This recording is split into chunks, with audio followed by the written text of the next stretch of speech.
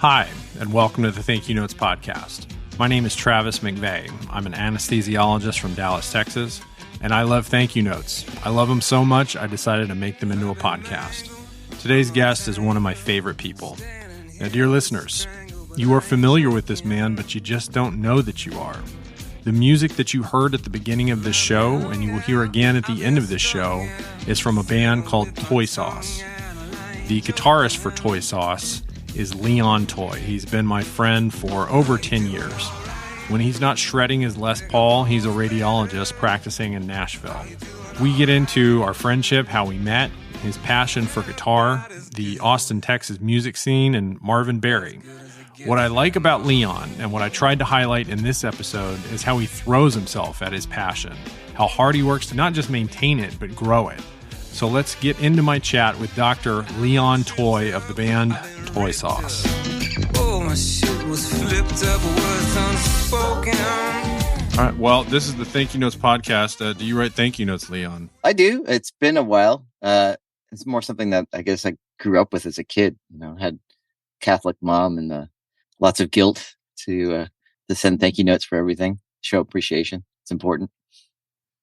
Yeah, I guess I was guilted into it as well, and it's stuck with me. Yeah.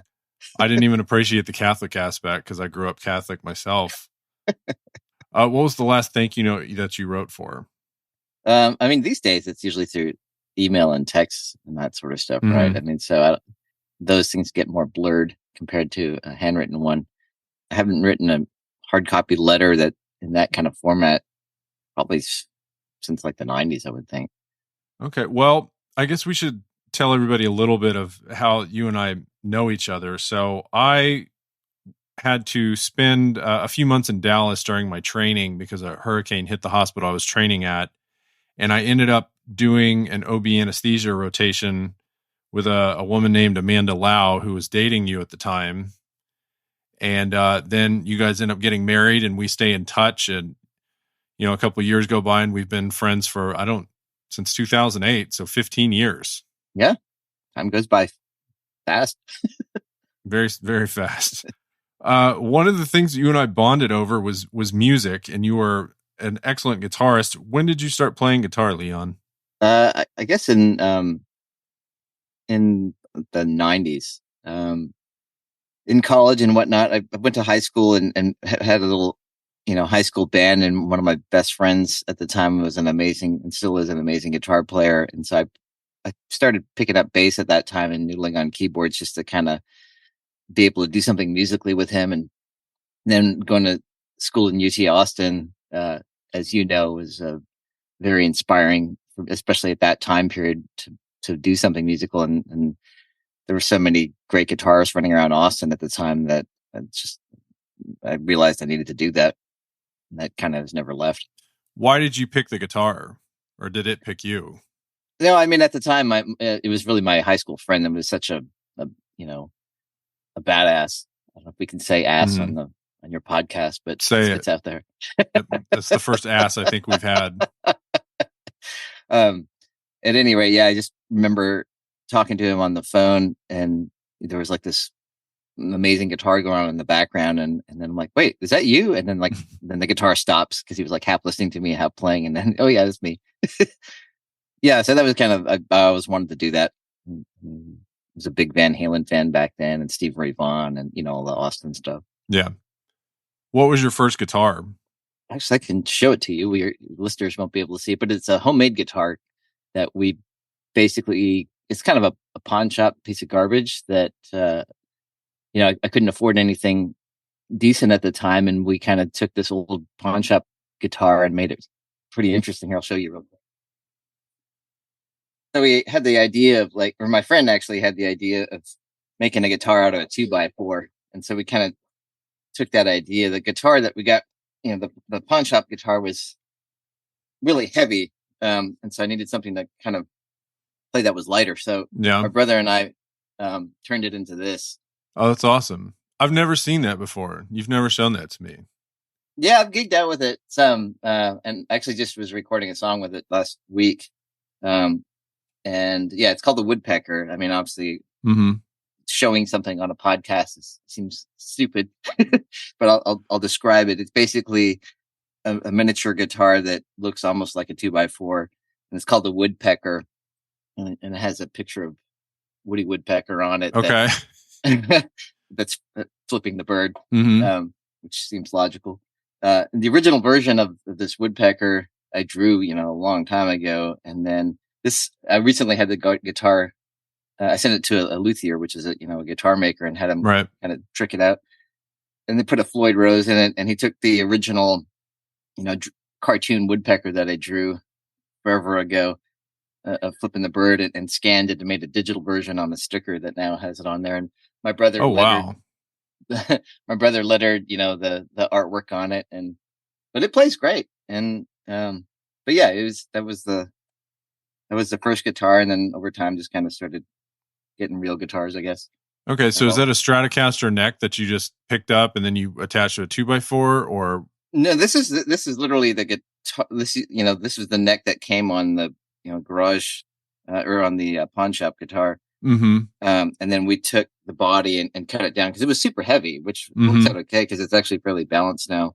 And then we made this like removable magnetized thing so that you can play it on your lap. Okay.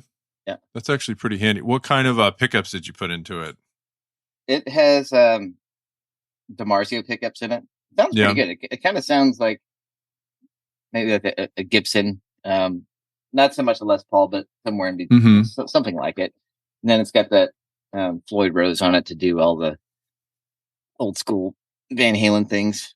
No, I didn't know you did that. That's really cool. Yeah, I should have brought it out when we were playing in Dallas, but it looks fun. It's not the most ergonomic guitar to have, but doesn't look like it. Yeah. It'd be hard to play and stand and play that thing. It's hard to sit and play it because it doesn't really have a great rest, but to stand it's okay. It actually is almost better that way.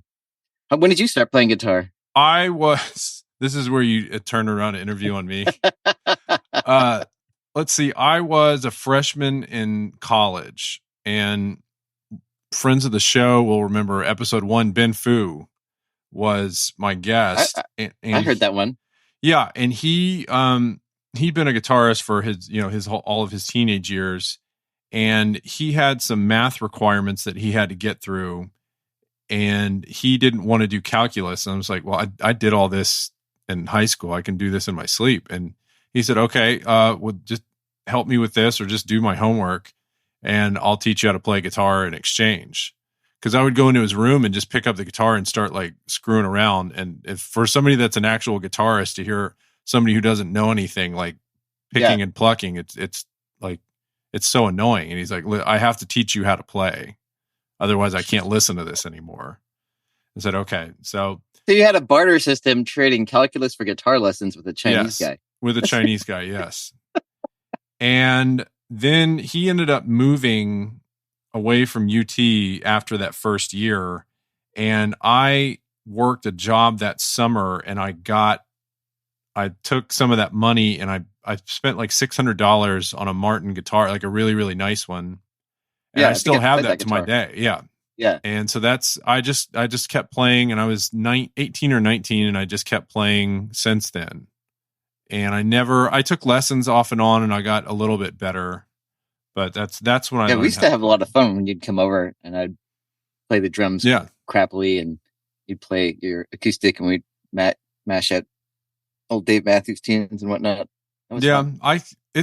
I can't play it's honestly the Dave Matthews that got me to kind of stop playing, because I could never get the songs to sound like he did, and I could never get the songs to flow like he does. Mm-hmm. And I practiced for hours and hours and hours, and I could not, like, the song so much to say. I knew all of the notes, I knew all of the licks and everything, but I could not play them in a way that it sounded smooth. It's the right hand that I'm continually I'm rediscovering how important that is. Like that, and Dave, I think he's on the spectrum too. So he has he does things very unconventionally, where he'll do partial chords, just using, instead of doing the full chord, he'll do the 1 and the 3 in a weird version of it. And then he's got a very distinct strumming pattern. Those are the kind of I guess the two things that really kind of count for him. And then he's got that amazing drummer, right? Carter Beauford. And so I think they play off of each other and then challenge each other to do odd time signatures and whatnot. Right. Yeah. So I got to where I could play most of that stuff, but it just got to, I reached my ceiling pretty early, just where I was going to stop, and I just couldn't get any better without, deteriorating my personal and professional lives. So yeah, I capped out. You don't seem to have hit your guitar ceiling yet, though. well, I mean, I live in Nashville now, and so it's like a whole nother shakedown. I feel like I kind of needed to go into somewhat of a hibernation and study it a lot more, which I'm still doing right now. I do recording and whatnot, but in terms of, I haven't gigged since we moved here, and I've just been basically recording and practicing and studying it, trying to, just because everybody's so good here, like everything else, like if you take it into the medical analogy, with every aspect in training, there's a new shakedown, right? So like if you do well in high school, you're in maybe the top of your class in high school. You go to a good college, you're in the top of your high school class. Then you go to medical school, and it's like a new shakedown now in medical school. it's there's a whole it's at each step there's like a reequilibration and a new humbleness that you have to digest for a while. Yeah, is getting back into the performing gigs? Are you going to get back into that? Is something you want to do, or? I'd like to. Yeah, it's very time consuming to do that. I'd like to do that. Yeah, I'm like I said, I wanted to kind of get some more chops behind me before I do that, and also just kind of have some more songs written to actually perform. The thing that always amazed me when I hear about Nashville musicians is that the band that you go see at some bar on Broadway is not always a quote unquote band. That group of people doesn't always perform together. It's just a group of musicians that they come and they know a set of songs, and they'll say, "Oh, well, this is a country song. It's a 2-3-6 in G. Let's go." And they can do pretty much anything. Yeah. And they don't have to have played together for, dozens of years. That just blows my mind. Yeah. I mean, well, these people are just so good, and that's what they do. I mean, it's interesting. Like they talking to a lot of folks recently, I've heard repetitively that they view it as a conversation, and it's basically music is the language, and these people can, when you get to that level, that you can just, have a conversation back and forth, and you're not really worried about, the sentences and making sure that things are conjugated and whatnot. You just talk back and forth, and how's your day? Mm-hmm. I remember when I was taking lessons, my teachers would send me a YouTube video or something of some amazing guitarist, and you get to a point where you can tell the guitar what to do, and the guitar will do it. And that's how you have the conversation, that I have this idea and I immediately know how to put it into the guitar and put out what I want to put out. Somebody like me, the guitar is allowing me to do what I'm capable of doing and no more. But I never was able to flip it to where I could tell the guitar what to do. Does that make sense? Yeah. I mean, I think you're putting a limitation on yourself. I bet if you spent some more time with it, you could do that. I mean, I've heard you play. I know what you can do. I suspect if you wanted to and focused on it, you could do it. Well, we can get into talking about Toyesauce now. You have recruited some world-class musicians and found some songs to play. Tell us about Toyesauce. How did it come from? Where did it come from? How's it going? Yeah, I mean, it basically kind of started after moving here. I was just finding other keeping my eye out for other musicians I wanted to play with, and stylistically what other people were doing, and I found a couple of players here that were great horn players, and I wanted to put a funk band together or something like that. And I had some songs from prior days that I wanted to actually get nice recordings of, and so I found a great sax player that was local, and some other folks, and then I was trying to find the right drummer, and so I was running around asking people, hey, well, I'm trying to find a drummer that can play like Stanton Moore. And then Amanda, my wife, and I went on a trip to New Orleans, and Stanton Moore is this for people that don't know is kind of he's a famous funk drummer from New Orleans, plays in a band called Galactic. So we were going to New Orleans just to visit, and I knew that Stanton did lessons, and sort of at the last minute I had the idea, hey, maybe I'll email him and see if he would do, private lesson just for fun, since we're going to be in New Orleans. And he didn't get the email until after we'd already come back, maybe like a week later or whatnot. But then, he said, well, hey, I'm going to be in Nashville, playing with Galactic. If you want, we can do a lesson there. And so, long story short, we did that. And at the end of the lesson, we kind of got to know each other a little bit. And I told him I had some original funk songs, and I just thought I'd throw it out there. Hey, would you ever consider playing on them? And so he said, well, yeah, send them to me and I'll check it out. We can, perhaps do that. And I sent them to him, and we did, and came out with a couple of songs. So that, after getting him, that kind of opened the doors to then, well, hey, if that worked, I wonder who else we can do. And so we recorded a couple of songs together, and with like him and some great horn players from here in Nashville, and somebody actually went to med school with, played bass on the songs, and he's a killer bass player named Craig Gleiberman. And then COVID happened, and so we all had a lot more downtime. I think people weren't doing much, of course. And so I was sitting on the sofa and came up with a new song that sounded like the Meters, which is a amazing funk band from like sort of the 70s. So I talked to Stanton about, hey, would it be possible, do you think, to get George Porter to play on the song, since it sounds like a Meters track. I wonder if he would ever do it. And so we could ask him. And so, yeah, I just sent him an email, and he did it.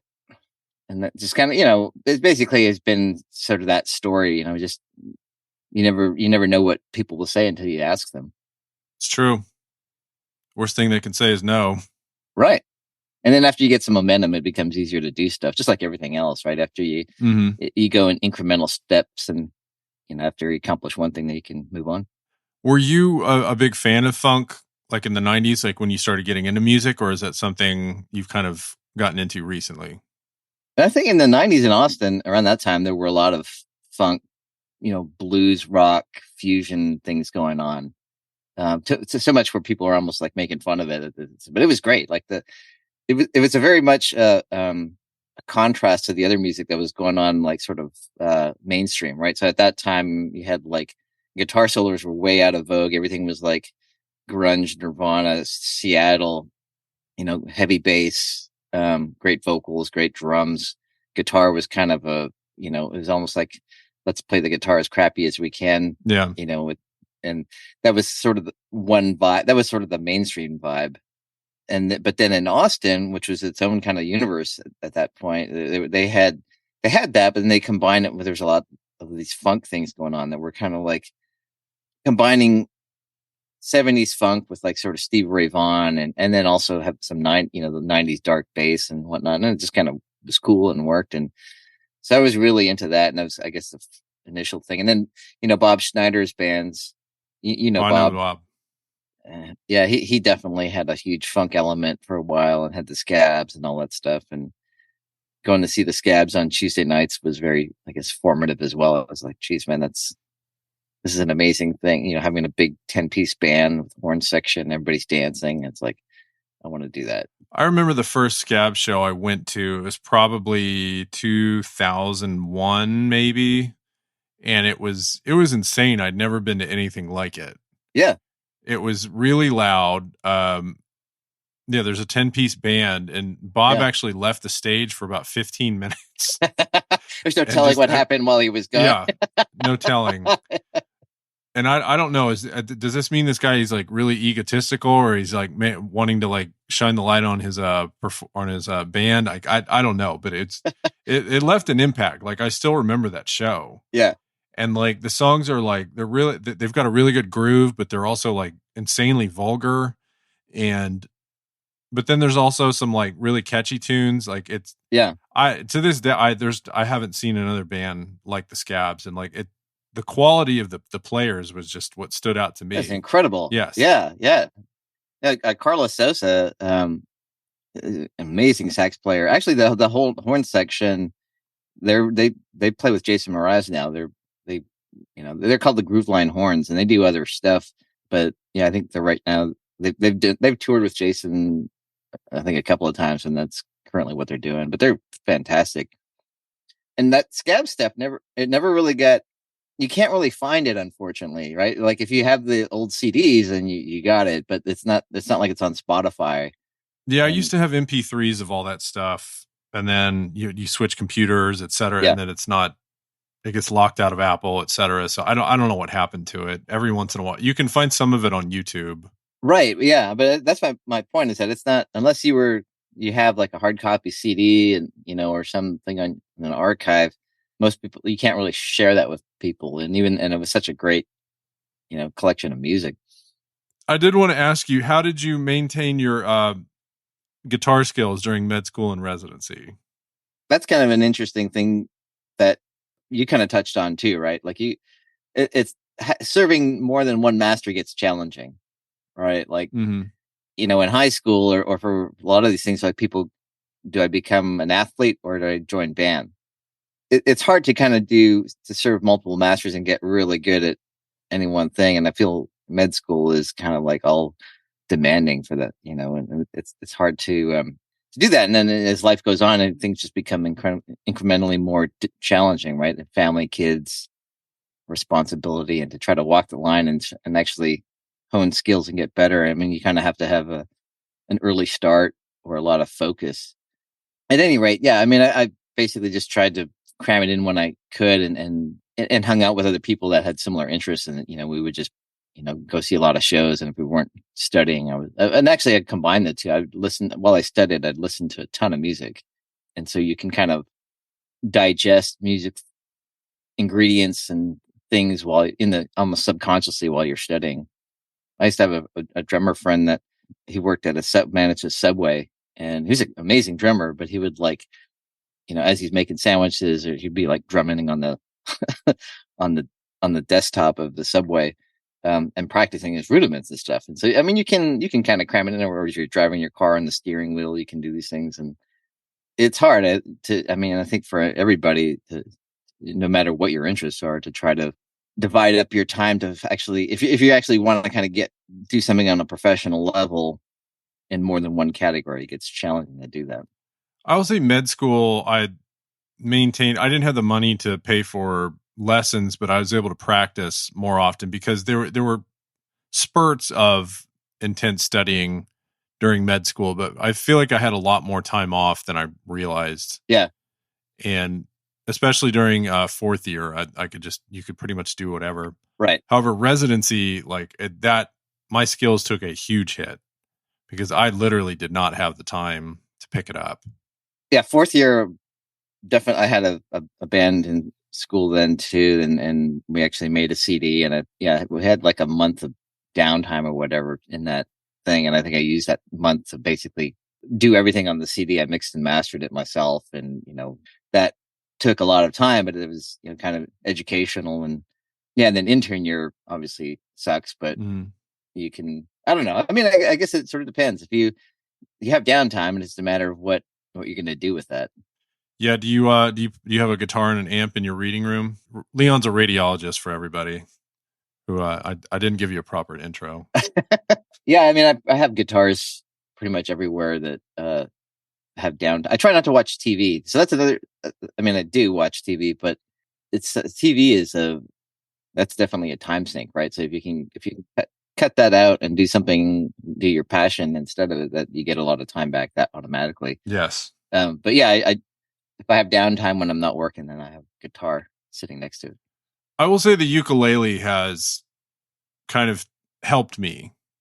That's because they're small, they're portable, and they're kind of quiet, and you can still get a lot of guitar out of it the more you play it. And so I play a lot more ukulele than I was when I first got the thing. And it's nice because everything's the same, and you can still practice a lot of skills. So that's helped me maintain a level of mediocrity. I don't know about that. I mean, I think if it was more important to you, I think you could be an even better guitar player than you already are. Oh, I completely acknowledge that. And I will also say that the kid, I don't want to blame her for anything, but you can't really make noise, especially when she was super young, because you don't want to wake her up. So it's hard to practice that stuff. I guess you can practice on a electric, not plugged in, but there's something called it's made by Boss. It's called the Waza Air, and there's these headphones that they sound amazing, and you can, for an electric guitar, you can basically plug it in, and it's completely, it has like an amp simulator, and it goes through your iPhone, and so you can play MP3s on it, and it sounds amazing. So, I mean, the technology these days is just so crazy. Like, it's so much easier to learn stuff, with YouTube and all that. There's so many great apps now. Back when we were learning it, that didn't exist. You basically would try to rewind things as much as you could to try to pick up a tune. Now you can slow down and loop songs. I mean, there are these apps that are free or like a couple of bucks that will take an MP3 and slow it down, but keep the pitch, and then loop it. So, and you can like assign, say where the start and end points are on a particular part of a song, and just kind of have it loop it. Other ones use like artificial intelligence and like tell you what the chords are as the song goes. I mean, it's just crazy, the things that exist. And there's, some Argentinian teenager that's already made a video explaining where to put your hands, right? How to change the pad, like, yeah. I mean, like, tabbed it all out for you. Yeah. Right. Yeah. I mean, like, there's kind of two different arms of this. There's the YouTube side where everybody, anything you want to learn, having an Argentinian kid teach you how to play the song that you've been trying to learn forever, or have, just the app side of it where electronically, the computer maps it out for you or charts it. It's just crazy. Yeah. When I first started learning, we had just started getting MP3. So I had Napster. Mm-hmm. And so that made it really easy to back things up, and yeah, you can even slow it down, and et cetera, et cetera. So, but yeah, I don't envy anybody that had to do it off of a CD or a cassette or even like a turntable. That sounds like torture. I think the turntable is probably the easier one because you could actually slow it. Right. I never did that, but I know people that did, like but when you do that, it lowers the pitch. It doesn't keep the same pitch. The amazing apps now, you can slow them down and it keeps the pitch, and you can pitch change. So if you want to learn it in another key, like a lot of, old Stevie Ray Vaughan songs, for example, were tuned down a half step. And so then you have to detune your guitar, or Van Halen songs you have to modify your tuning to learn that tune or play it. But you can plug it into the app and tell the app you want to play it up a half step, and it'll just transpose it for you, which is crazy. Well, the other thing it does too, these things, they'll remove the other tracks of the song. So it uses artificial intelligence. Yeah. I mean, if you want to hear like the bass track in isolation from the vocals and the drums, it'll just play the bass. It's just crazy. All right, Leon. So thank you for technology, Travis. Thank you for technology. I'm not responsible for it, but Leon, I wrote you a thank you note, so I'm gonna read this to you. Leon, I have a lot to be thankful for when it comes to our friendship. You are downright the most friendly person I know. I have no idea how you find time to doctor, write and play music, travel, and maintain a home and marriage. Thank you for the years of friendship, 15 to be exact, for letting me and my wife tag along on your culinary and travel adventures, and for always being there as a great friend. I'm beyond grateful for our friendship. Congratulations on the success of Toyesauce. I wish I was talented enough to be in your band. Travis. Aw, that's super sweet, man. I feel the same way, and I'm bummed that we no longer live in the same city and don't get to hang out as much as we used to. You and me both. But even though, we don't get to see each other or talk as much, the feelings are still there, and I absolutely value the friendship and with you as well, and cherish all the awesome memories we've had so far. Yeah, usually we don't miss a step. I feel like we can just jump right into it.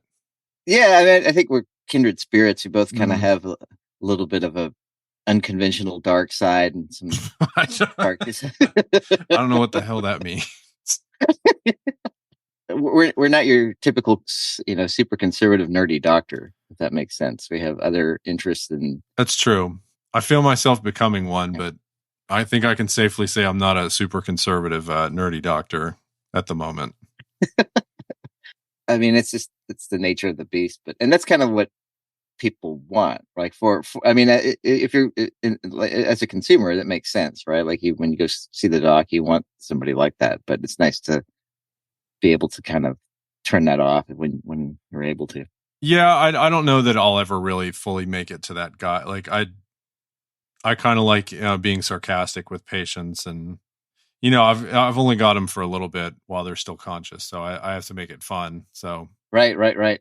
You have a very special gift of humor, but it's like I could see that some people, like if they don't know that you're joking, that might not always work. How does but then again, you have the emotional intelligence to kind of shift gears when that happens too. But I'm curious how you navigate that.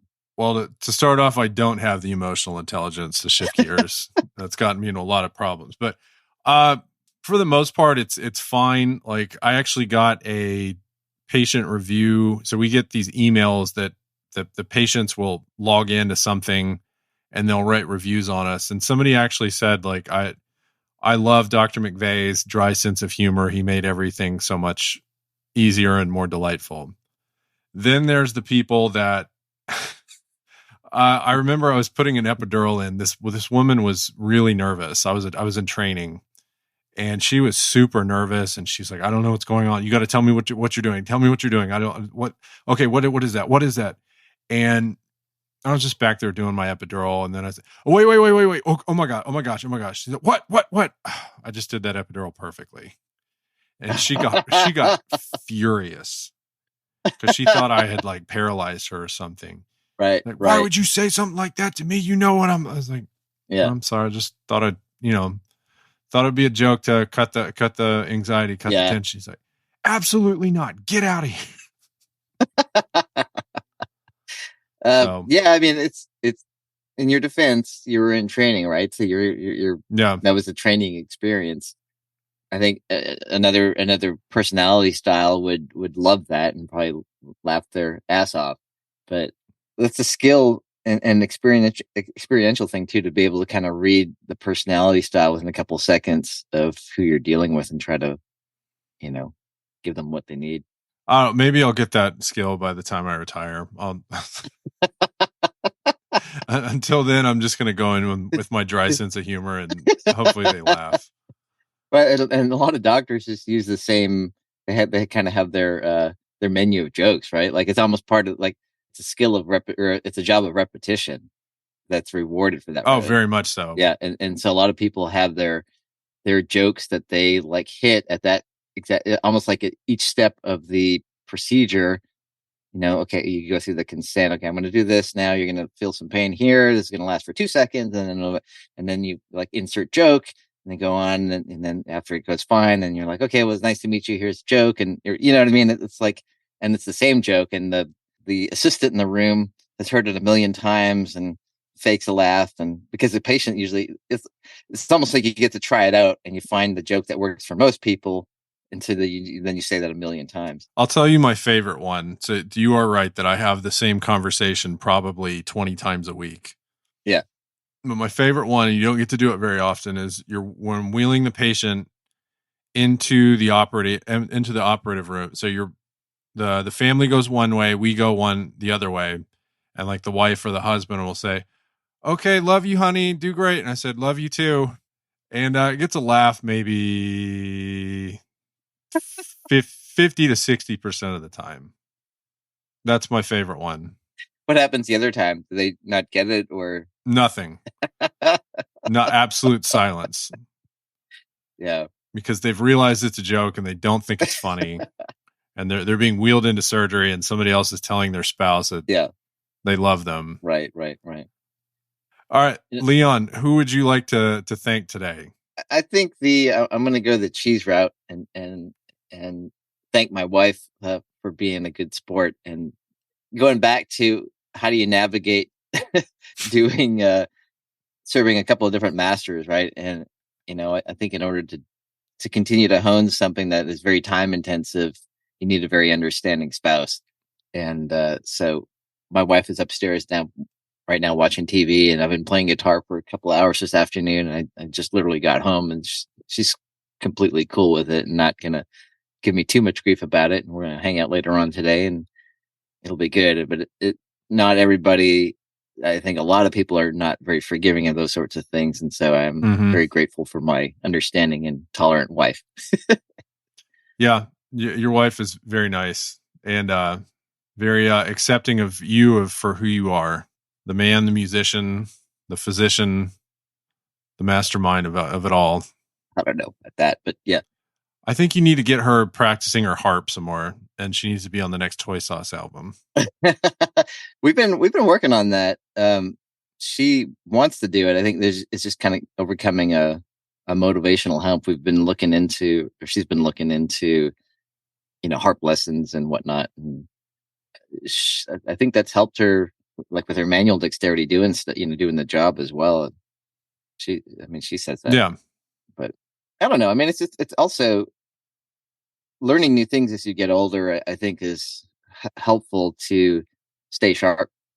It's really easy to just kind of go through the same things over and over. But life is all about change and kind of being able to maintain some neuroplasticity. The ability to learn new things is important as we age. Have you noticed a difference in picking things up on guitar when you were a difference between you now and you when you were learning, when you're 20s? I don't know. I've been reverse engineering it, if that makes sense, where I knew things before, but I didn't know what I was doing. And now I've been going back and sort of understanding it, the theory behind it, which has been very helpful. And I really wish I did this years earlier, because I kind of reached plateaus where I was doing the same stupid stuff over and over. And there was things I wanted to do that I couldn't. I knew what I wanted it to sound like, but I didn't know how to make it do that yet. And now actually going back and studying the theory about it is helping me kind of. I'm sure I don't have the same plasticity that I had before, but it's going okay. I'm still able to figure some things out. It's going okay. I'll stop. Last question, Leon. If you could join any fictional band, what would it be? Or if you could have any fictional musician join your band. So I'm thinking the Wonders from That Thing You Do. I'm thinking Love Burger from Can't Hardly Wait. I'm thinking Josie and the Pussycats. Wow. I would probably do the Back to the Future Johnny Be Good band, with Marty McFly. Oh, Marvin Berry and the Starlights. Yeah. Yes. You know that sound you're looking for? Yeah. Well, listen to this. Yeah. I thought you were going to say Marty's band, the Pinheads, at the beginning of the movie. The one that had Mr. Strickland, where he covers his ears. Yeah.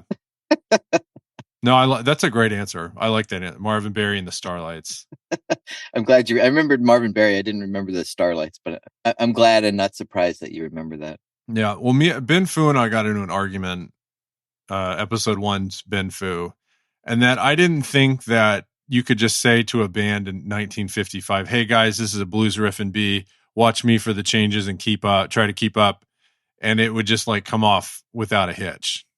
But he's like, "No, in Nashville that would work, I guess." But this was California, and then in 1955, I don't think they pull that off. But Ben Fu thinks that Marvin Berry and the Starlights were professional enough that they could do that. So I think so. I think most of it. There's another one. I think that one has a decent chance of happening. So how about Hot Tub Time Machine, where what's his name plays back with his old high school or college band or whatever, and then at the end of it, they do what is it? I know it's Craig Robinson. I forget the name of the band, and I've only seen that movie once. So. But yeah, I mean they do a what the hell is that band with Fergie? The Black Eyed Peas. Yeah. They play Let's Go Get It Started, in the 80s or whatever, and yeah, there's no way that would have taken off. It's not like he could just teach that song to these people and it would sound like that recording. True. No, I agree. I think you need to be with Marvin Berry and the Starlights. All right, Leon Toye, this has been fun. We don't talk enough. Thank you for being a guest. Thanks, and I hope some of that was entertaining for somebody. I think it would be. Thank you, Travis.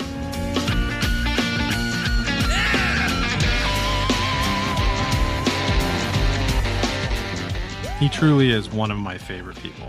Thank you, Leon, for coming on the show, and thank you again for allowing me to use your music on this show.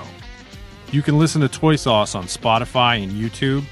I have been in touch with Leon since the recording of this episode, and he tells me there should be a new Toyesauce release in the near future. Please like, rate 5 stars, follow, subscribe, and devote yourself to this podcast wherever you get your podcasts. Visit the website and follow my social medias. The links to all of this are in the show notes. The email address for the show is thankyouNotesPod@gmail.com. Send me thank you notes, memes, recipes, whatever. Thank you for listening, and we'll see you next time.